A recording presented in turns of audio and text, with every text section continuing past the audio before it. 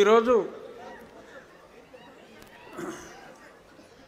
రతన్ టాటా గారి కాంస్య విగ్రహ ఆవిష్కరణకు ఇక్కడికి విచ్చేసిన నారా విద్యాశాఖ హెచ్ఆర్డి మినిస్టర్ గారు, అలాగే ఐటీ టెక్నాలజీ మినిస్టర్ గారైన నారా లోకేష్ గారికి ముందుగా నా హృదయపూర్వక ధన్యవాదాలు. అలాగే స్టేజ్ మీద అన్ని పేర్లు చెప్పాలంటే సమయం తక్కువ ఉంది కాబట్టి స్టేజ్ మీద ఉన్న అందరికీ, ఇక్కడికి విచ్చేసిన పెద్దలకు, ముఖ్యంగా విద్యార్థులందరికీ నా హృదయపూర్వక నమస్కారాలు. రతన్ టాటా అంటేనే మానవత్వం, మానవత్వం అంటే రతన్ టాటాగా ఈ ప్రస్తుతం ఉన్న ఆధునిక యుగంలో మనం చెప్పుకుంటున్నాం. వ్యక్తిగతంగా కూడా నేను ఒక 3 సార్లు వారిని కలవటం జరిగింది. ఆ సమయంలో అంటే ఆయనతో గడిపింది తక్కువ నిమిషాలు అయినప్పటికీ కూడా ఒక మూర్తిభవించిన సంస్కారాన్ని ఆయనలో నేను చూసా. ఆయన ఎంత పెద్దవాడైనప్పటికీ మరి రకరకాల అన్నీ కూడా ఆయన ట్రస్టుల పేరు మీద ఎక్కువ మానవాళి అభ్యుదయానికే ఉపయోగించారు. నేను నెంబర్ 1 ధనవంతుణ్ణి, నెంబర్ 2 ధనవంతుణ్ణి అన్న ఆ రికార్డుల జోలికి వెళ్లకుండా సంపాదించిందంతా కూడా ఆ ట్రస్టుల్లోనే పెట్టి ఎన్నో లక్షల మందికి ఉపాధి కల్పించిన మహానుభావుడు రతన్ టాటా గారు.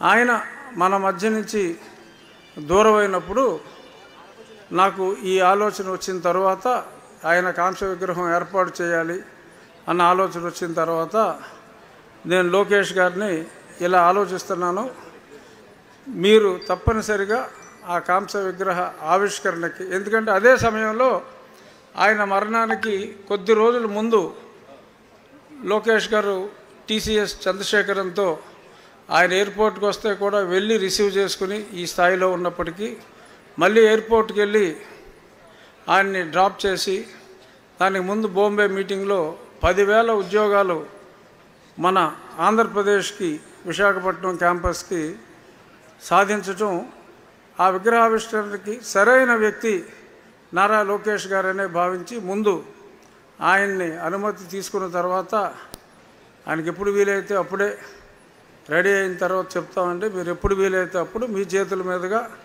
ఏమాత్రం అవకాశం ఉన్నా పండుగ లోపు, ఎందుకంటే పండుగకి మాకు ఎక్కలేని జనం వచ్చేస్తారు, 6 నెలల ముందే రూమ్లన్నీ బుక్ అయిపోతాయి. మీరు చెప్పలేదు, మేము లేదు. సో అందరికీ కూడా ఈ రతన్ టాటా గారు విగ్రహం ఒక స్ఫూర్తినివ్వాలి అనే ఉద్దేశంతో పండగ ముందే రావాలంటే ఆయన ఈరోజు మనకి ఆ అవకాశం ఇవ్వటం జరిగింది. అలాగే ఈరోజు ఇది ఐటీ శాఖ మంత్రిగా, అది విద్యాశాఖ మంత్రిగా ఎప్పుడో 108 సంవత్సరాల క్రితం పాఠశాల అయిన ఉండి పాఠశాల, మా తాతయ్యలిద్దరూ కూడా అక్కడే కొద్ది కాలం చదివారు. దాన్ని అభివృద్ధి చేయాలి అనే కాన్సెప్ట్తో ముందు చిన్నగా ఒక 10 లక్షల వ్యయంతో బాగా చేయాలి అనుకుంటే, అలా దాతలు కూడా ఆ రకంగానే ముందుకొచ్చి ఈ రోడ్లు వేద్దామంటే సరే, అదే సమయానికి ఎన్ఆర్జీఎస్లో రోడ్లు వేసి మిగిలిందంతా దాతల సహకారంతో చాలా చక్కగా తీర్చిదిద్దడం జరిగింది. అక్కడ సుమారు ఒక 5 ఎకరాల గ్రౌండు ఫిల్ చేసి రాబోయే రోజుల్లో ఆంధ్ర క్రికెట్ అసోసియేషన్ ఈ ఇంటర్ కాలేజ్ గేమ్స్కి, ఇంటర్ డిస్ట్రిక్ట్ గేమ్స్ అన్నిటికీ కూడా వీలుగా ఉండేలాగా ఆ క్రికెట్ మైదానాన్ని కూడా అక్కడ ఏర్పాటు చేయడానికి ఒప్పుకోవటం జరిగింది.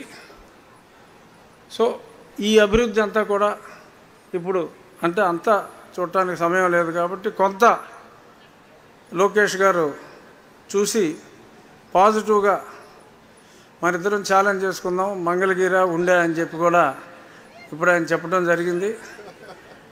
మంగళగిరి రేంజ్కి మనం వెళ్ళాం, కానీ ఉండిని ఉన్నత స్థాయికి తీసుకెళ్ళడానికి ఇప్పుడు పక్కన ఉన్న పెదామిరం మా ఉండిలోకి వస్తుందని పక్కనే ఒక ఫ్యూ మీటర్స్ అవే మా ఊరికి కూడా ప్రసాదరాజు గారు ఈ కాలేజ్ తరఫున 35 లక్షల రూపాయలతో మంచినీటి సదుపాయానికి తోడ్పడ్డారు.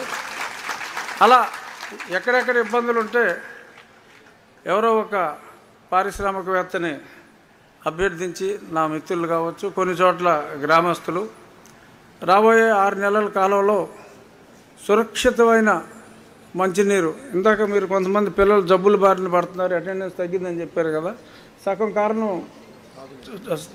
చక్కటి తాగునీరు రాకపోవటం.